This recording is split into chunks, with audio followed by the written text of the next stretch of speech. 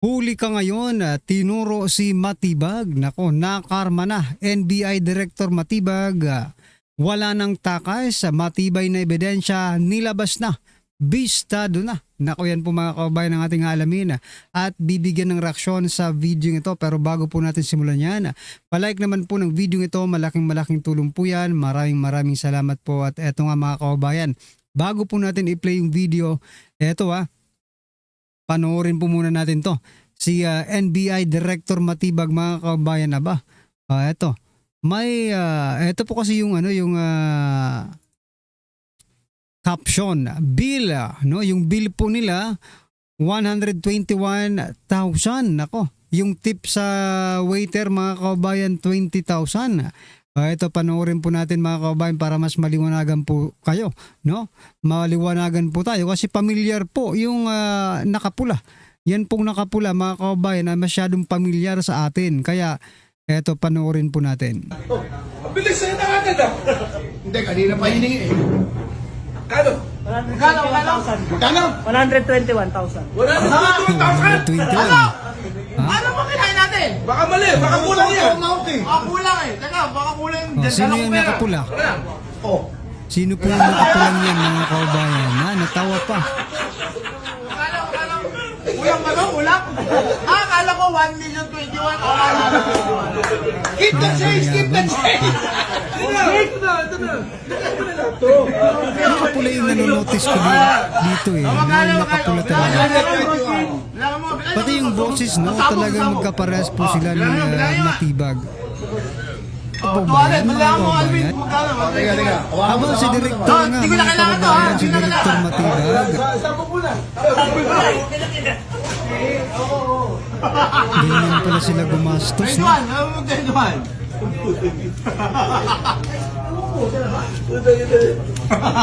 Bisbis kasi yung kaso. Kasi yung kaso, Christmas na magpapila ano, kaso. dapat sa isa. O yan, saan na? Ilan ang tip mo? Ilang counts ba yung Ikaw 20 mil. Ilang kaso ba? 20 mil. O 20 mil ang tip. O 20 mil. Isa-isa mo kung saan. 7, 8, 9, 10, 11, 12, 13, 14, 15, 16, 17, 18, 19, 20!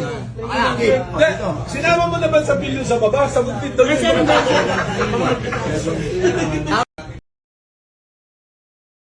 So yan mga kababayan, ganyan po pala sila gumastos, no? 121 yung bill, 20,000 yung tip para sa waiter. Aray ko po, ang ganda namang maging waiter dyan, mga kababayan. Pero yung nakapula talaga, parang si Direktor Matibag mga kababayan, no? Ako lang ba ang baka kasi nagkakamali po ako just comment nga mga kababayan kung si Direktor Matibag po yan. Aray ko po. At eto nga mga kababayan, pasadahan din po natin to. Teka lang, palakihin natin to. Sabi po kasi dito, no, hinahamon po ni naghamon po si Senator Cayetano mga kababayan, hinamon po yung dalawang tulpo. Ayan, no. Si Erwin at si Rafi, paano ko rerespetuhin? Ayan, paano niya daw rerespetuhin yung dalawa? Alam ko kung sino kayo at anong ginawa ninyo. Alam ko kung anong hawak sa inyo. Aba, magdebate tayo. Sabihin ninyo ang topic, yung debate ng katotohanan. Debate ng flood control, debate ng mga kontraktor. Huwag tayong magdebate kung ano-ano. Gusto nyong topic na nililihis ninyo lang ang mga nangyayari. Totoo, di ba mga kababayan? Di ba? Napaka-obvious naman kung magsalita itong dalawang tulpo na ito, mga kababayan. Palagi pong sa Erwin Tulpo nga, nung nakaraang araw, sabi niya tututok na lang ba? Iikot na lang ba ang investigasyon ng Blue Ribbon sa flood control? Diba? Kung hindi ka ba naman hindi pa nga natlulutas, diba? Gusto nyo nang iwan. So gusto mo lang po nilang ilihis. Tama itong sinasabi dito ni Senator Alan na itong dalawang ito ay gusto lang ilihis, diba? Yung mga totoong problema, issue ng bayan. Di ba? Ano ito po ang naging komento ng ating mga kababayan patungkol dyan. Sabi po dito, kung araw ng eleksyon ngayon, iboboto ko. 1,000 times si Kuya Alan Cayetano. Sobrang nakakabilib ang kanyang sense of humor. Talino, tapang at malasakit sa bansa. At sambayanang Pilipino. Correct Always support Alan Peter Cayetano, sabi po ni Sally, no? Sabi naman po ni Maria, fight fight SP Alan. Hanggang ngayon tinatawag pa rin SP Alan, di ba? Tama si SP Alan Cayetano, sige, maganda harap-harapan magdebate sa publiko. Yung main topic ang i-debate para hindi mag-waste ng laway.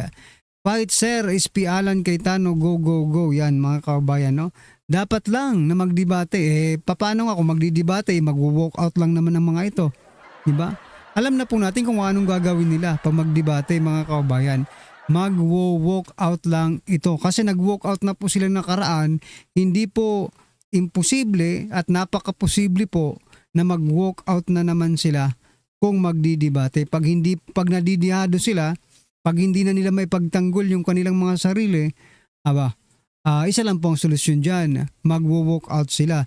Tapos sasabihin na naman nila, ginulo ang Senado. Nayupak na yan. Kayo na ang nag-walk out, kayo pa ang may ganang magsabi na ginulo ang Senado kaya wala na, hindi na kami ginulo ang Senado. Aray ko po. Anyway, ano pong masasabi nyo dyan? Just comment down below mga kababayan at ito. Nako, ito pong si President Bongbong Marcos Jr. Patuloy po mga kababayan. Ito palakihin lang natin to. Patuloy po ang pagbagsak. Ayan si President Bongbong Marcos Jr. mga kababayan.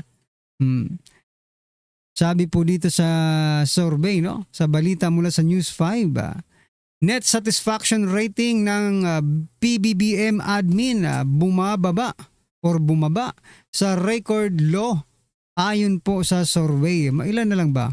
Basahin niyo natin tong balitang ito. Sabi po dito, bumaba ang net satisfaction rating ng admin ni President Bongbong Marcos Jr.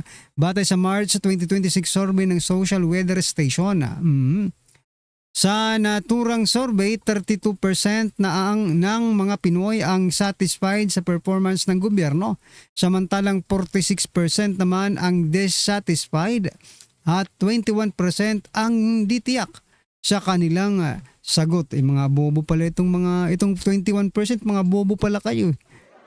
Hanggang ngayon hindi nyo pa nare-realize kung anong nangyayari sa ating gobyerno. Let's say matauhan po itong 21% na ito at mapunta dito sa 46%, di ba? Ilan na yan mga kababayan? 67%, di ba? Ay talagang wala na talagang nagtitiwala dito.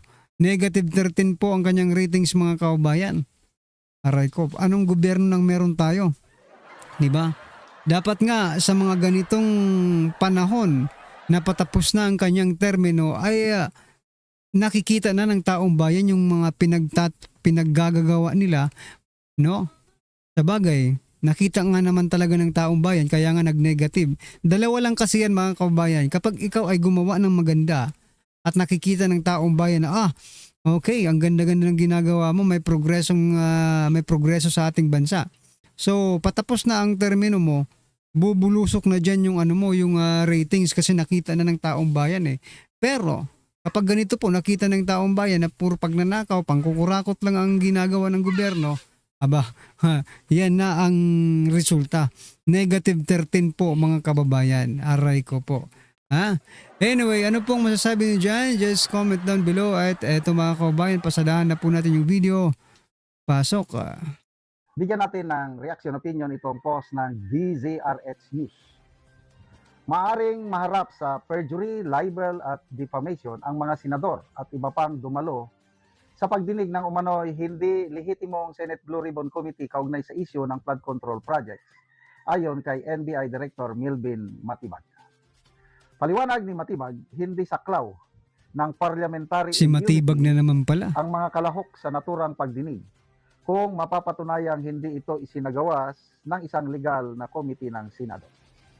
Dagdag pa niya, kung mapapatunayang walang legal na batayan ang committee nagsagawa nito, maaari ring pumasok ang usapin ng usurpation of authority o pag-angkin ng kapangyarihan hindi autorisado ng batas. So, yun po.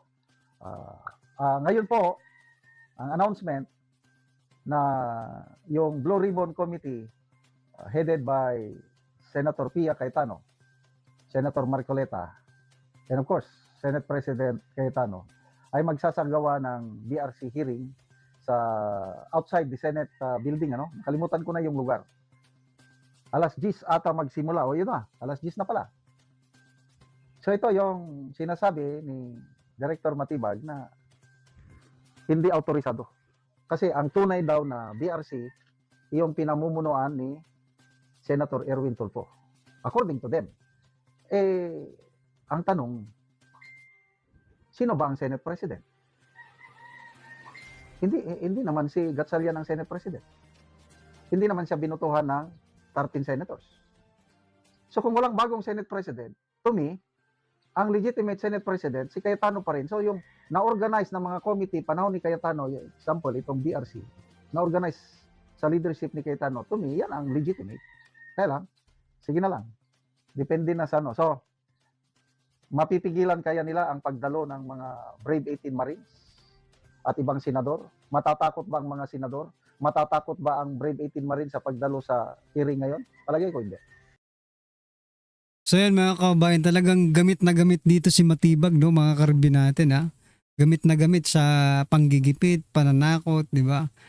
Dito po sa ating mga senators. Lahat sila no? Tingnan nyo, NBI, Ombudsman, DOJ, gumagalaw po sila. Isang tugtog lang po ang sinasayaw nila. Yun po mga kababayan ay manggipit, gipitin itong mga senators na ito, mga karbi natin. Takutin kung yan man po ang perception, di ba?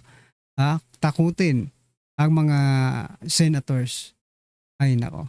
Anyway, ano po ang masasabi niyo dyan mga karibin natin? Just comment down below at syempre huwag pong kalimutang i-like ang video ito. Malaking tulong po yan. Maraming salamat po.